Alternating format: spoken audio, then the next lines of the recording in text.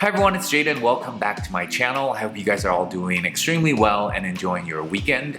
On today's video, I will be sharing with you my experience, insights, and thoughts about whether or not exercise and fitness is good for you during your health crash recovery journey from adrenal fatigue, anxiety, HPA axis dysfunction, and just overall burned out. Before we begin, as always, I'm not a medical doctor or a trained therapist, so please check in and consult with your own medical professional and doctor before you take on any health advice. This is simply my experience that I'm sharing for your own research purposes. If you haven't checked out my videos on the 5 phases of my health crash recovery journey, you might want to take a look at those. There's a whole playlist on it as well. This is something, it's a concept I came up with to kind of timeline stamp my experience in my recovery so that it's easier for you to relate and understand, you know, what part or what phase you're in. So I broke it down in 5 different phases. There are details of it in my playlist and my videos. In phase 1, I highly think and know for myself that exercise and fitness in phase 1, it is not a friend, okay? I would just literally, after have experimented with this on my own journey during phase 1, I would just go right into a crash if I tried to do anything. Because you're so fragile, you're very fresh, you just had your major crash, your adrenals are finally showing you signs that there is an imbalance. And during that time, you'd be surprised on how little it takes for your system to kind of crash, because any small amount of stimulus, stressor, obviously exercise is a stressor, it is just, you just can't take it. So phase 1, I do not recommend it. Phase 2, you're less fragile, but you are still very new in the recovery process. So I would start with like very easy 3-minute light stretches if you want. As you move through phase 2, you might go for like a light walk around your block. Phase 3, you can start introducing more of like yoga routines, longer walks, maybe a little bit faster walks. Then mid-late phase 3, you can start to progress into full like 30-minute, maybe mild yoga, you know, walk a mile. Again, all these recommendations are not universal. I can't give you a universal answer because everybody's so different. But this is what I experienced in my own journey. As you reach phase 4, that is when you'll be able to start implementing actually workout routines and stuff. And while the earlier phases is not a benefit, when you reach phase 4, if you do it properly, gradually, it is very beneficial, because then you get the benefits of exercising now that your body's recovered enough to be able to handle it. The friend or foe depends on kind of the timeline. It can be a really horrible foe in the early stages, and it can be a very helpful friend in the later stages. In phase 4, personally, I divided my exercise into different groups depending on the harshness on my stress nervous system and also on my like stress metabolism. So things that are the most harsh are like high intensity interval training, sprints, CrossFit, maxing out sets, going from one exercise to another. They call it supersets.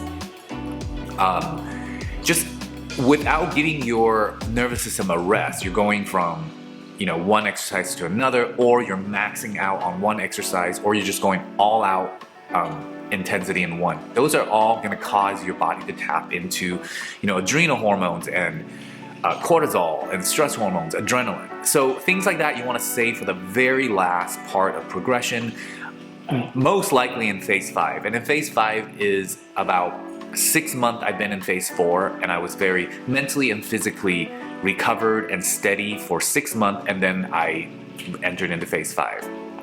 Okay, so I would save the most harsh intensity category of exercises for then. Then a step down from that in intensity or harshness would be like heavy weights, or like heavy strength training, or running, like maybe 3 miles or something like that. That would be considered like a level down. Then you get one more level down, it would be like moderate weight training and things like Pilates workouts, yoga workouts, body weight workouts. Again, nothing like maxing out, nothing too intense, nothing like going from one exercise to another type of thing. Then the most gentle would be your, light stretching, walks in nature and stuff like that. So I would start there, even in phase 4, but you would start doing it I started doing it in routines. Like I would spend, Monday, Wednesday, Friday doing a certain routine. So in phase 4, you can start implementing like routines, because before that, you're too fragile to be like forcing yourself into any type of routines, okay? Because that is a stressor, and before that, you need to give yourself the flexibility of like, okay, if it's too much today, I'm just not doing it. In phase 4, you could be a little bit more disciplined. Still keep in mind, you don't want to overdo yourself. That is like the golden rule coming out of this type of recovery. It's like you never ever want to truly overdo yourself, but that means very different depending on your state of health and your recovery. And so if you're full recovery, overdoing yourself wouldn't contain stuff like hard workouts, because you can handle it. But if you did hard workouts 10 days in a row without sleep, that'd be overdoing yourself. You get the point. Like, it depends on where you're at. So in phase 4, you start with the most gentle one, regiment yourself in routines.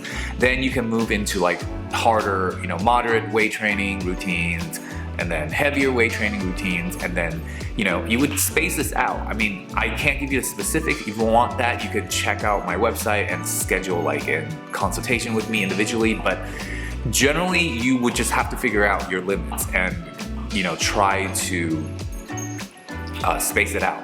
And then eventually, into phase 5, you could work yourself back up to like where you're doing high intensity interval training, and if you like CrossFit or high intensity sports or sprint training and all that, you could eventually work yourself back into that. Again, it takes time. Each phase for me took about 4 to 6 months. The whole recovery process took me 18 months to 2 years, and now it's been 3 years since my original crash. And so I've been fully recovered for a year, and I'm doing really well.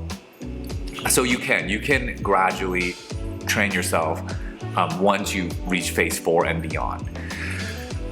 So that is my kind of insight and experience on this whole, is exercise good for adrenal fatigue or not? Because there are so many mixed experiences out there, and it makes sense because depending on where you are, it could be a friend or a foe.